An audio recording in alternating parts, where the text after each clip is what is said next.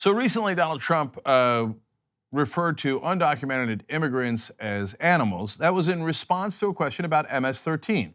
Now, in his answer, he didn't clarify MS-13, and he talked about how they were turning away a lot of people at the border. It seemed like it was a more general response than that specific question about MS-13. But look, I know that the Republicans are snowflakes, and so they get their feelings hurt, and they're like, no, you misinterpreted. Oh, okay, all right, it doesn't matter, because Trump's going to clarify.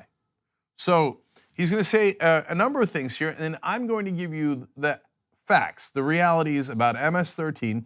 They are a terrible gang, and they do commit atrocities, which Trump is going to share with you in a second. But I'll give you the real numbers as to the scope of the problem. So first, let's hear out Trump today. They exploited the loopholes in our laws to enter the country as unaccompanied alien minors. They look so innocent. They're not innocent. So now, let's be clear. He's talking about minors. He just said it. So he's talking about kids, immigrant kids. They look innocent, but they're not. Why? We have to dehumanize them.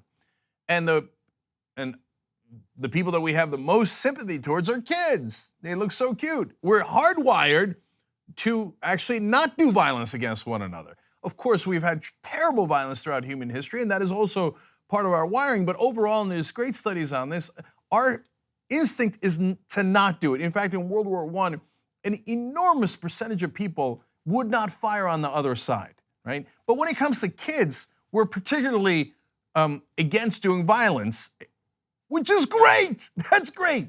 But fascists don't like that. They want you to hate another group. They got to demagogue them. The problem is that other group has kids just like we have kids. But that's why Trump, like all good fascists, has to come out and go, they're not innocent, they're not kids. They're monsters. It's okay, let's crush the kids too. So now he's going to connect them to MS-13. Watch. I noticed recently where Democrats, Nancy Pelosi as an example, are trying to defend MS-13 gang members. I called them animals the other day, and I was met with rebuke. They said, they're people. They're not people. These are animals. And we have to be very, very tough. So there he is in Long Island, where MS-13 has done terrible violence, and he's going to tell you about that. I'm going to tell you about that. Let's clarify a couple of things. First off, Nancy Pelosi is not defending MS-13. Nancy Pelosi has 1,000 problems. That ain't one of them. And no one in the country is defending MS-13. That's a total lie. He says that because he's like, oh yeah, well, you know, they're saying that I said that MS-13 is animal. No, they're saying that you called undocumented immigrants animals. That's what they're criticizing, not your comments about MS-13. So total lie. Okay, but much more importantly, he's doing the old Dick Cheney trick. How did they get us into the Iraq War? Well, 70% of Americans thought at the time that we started the Iraq War that Saddam Hussein had personally attacked us on 9/11. He hadn't. Saddam didn't do it. It was Al-Qaeda that did it, and Al-Qaeda and Saddam Hussein were enemies.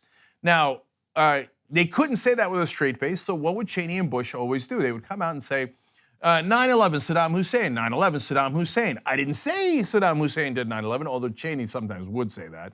But Bush was careful not to say it, but he would put them in the same sentence over and over and over again, as usual, like in this case, largely unchallenged by the media. So it left people with the impression that, oh, this Saddam Hussein must have done 9/11. Dick Cheney famously once said on Meet the Press that our attackers on 9/11 came from the same region of the world as Iraq. What the hell does that mean? They came, 15 out of 19 of them were from Saudi Arabia, which is a great ally of Dick Cheney. But he wanted you to attack Iraq. So this is an old demagoguing trick, and he's doing it here. He's going, kids, MS-13, kids, MS-13. The kids are not innocent. These unaccompanied minors are not innocent, MS-13, okay? Now, he's not done yet, so in order to drive the demagoguing home, what you want to do is you want to tell these monstrous stories. They're not people, they're monsters. Now, the stories he's going to tell, with the exception of one of them, are true. Then I'll give you the context. Let's watch. They killed a cop for the sake of making a statement. They wanted to make a statement.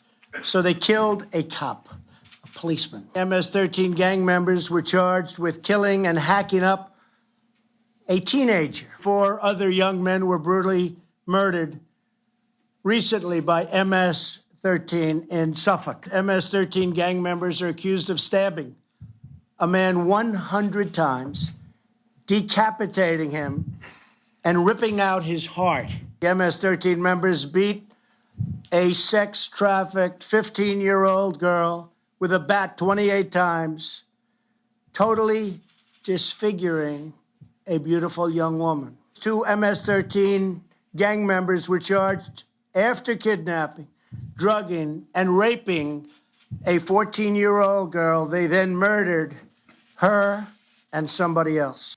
All right, 2 important points here. The one he was lying about was the cop. The cop was not killed. In fact, Long Island police, after Trump said this, came out and clarified, no, there was a threat against one of our cops, but no cop was actually killed. Now, does the president or anyone on his team ever do homework? No. Do they mind lying? Not at all. They're like, who cares? Just say he killed a cop and move on. Now, do they have to lie? No. MS-13 does terrible things. The other things that he read are true. By the way, you know who else does terrible things? Other gangs, including other Latino gangs, other black gangs, other white gangs. We did a story recently on the show. Mississippi has more white gangs than all other gangs combined. They've never used the gang law against any white gang member in Mississippi. They only use it against black gang members. Okay, so it's selective enforcement in that case. In this case, it's selective propaganda. So he doesn't focus on any of the other gangs. He doesn't focus on any of the crimes. All he does is immigrants, MS-13, immigrant kids, MS-13, MS-13, terrible, terrible crimes. So now you might think, oh my God, the MS-13 probably has committed thousands upon thousands of crimes. It's a plague across the country, and it's probably the majority of immigrants, given how much he's talking about it, right? So let's actually look at the numbers. So as a professor at Fordham Law School, John Pfaff explains, MS-13 is responsible for 207 murders since 2012. Now, that's a lot, guys. That's 207 murders from just one gang in 6 years. So don't underestimate that. They're a terrible gang. Okay, now let's give you context. Between 2012 and 2016, there were over 76,000 murders in the US. So what's the percentage then? That means MS-13 is responsible for less than 0.3% of all US murders during that time.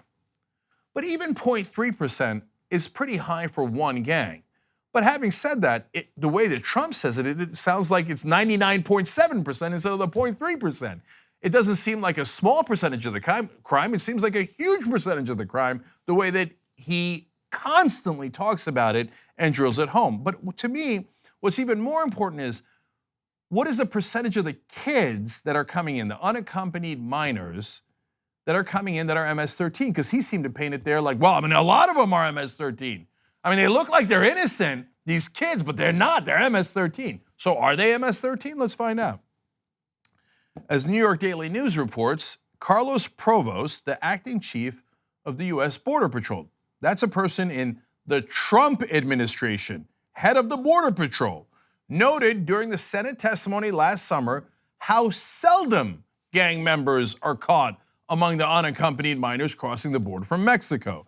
So it's not a common occurrence, it's a very rare occurrence. But if you're wondering, hey, Cenk, what are the actual numbers? Hold, because I have them. So I'm glad you asked. Of the 250,000 children apprehended between 2011 and the summer of 2017, 159 had or were suspected of having gang affiliations. That seems like a pretty small percentage. But look, I'll break it down further for you, okay? 159, okay. Of those, only 56 were suspected of affiliation or confirmed to be members of MS-13, Provost said. Again, Provost is the chief of the US Border Patrol under Trump. So even his own administration admits there's only 56 MS-13 minors that came into the country out of 250,000 kids that came in. So what is that percentage? 0.02%. Not 2%, not 0.2%, 0.02%. So it is a minuscule percentage of the kids that are coming into this country that are MS-13. But the way Trump says it, oh my God, the kids coming in here, they're not innocent. They're MS-13. They're MS-13. 0.02%, 99.98% are not MS-13. So, one last review here. Of the unaccompanied kids coming into the country over that period of time, 56 were MS-13, 103 were from other gangs, 249,841 were just kids. This is how you demonize people and dehumanize them so that you could do terrible, monstrous things to them. And that is exactly what Donald Trump's goal is. And that is why he plays these rhetorical tricks. It's meant to get you to hate the immigrants that are coming in and their kids. That's why he's such a terrible person. Young Turks. 2 easy ways to follow Young Turks. One is hit the subscribe button down below, then you're a TYT subscriber. And second is ring the bell. And when you do that on YouTube, you're notified of our videos.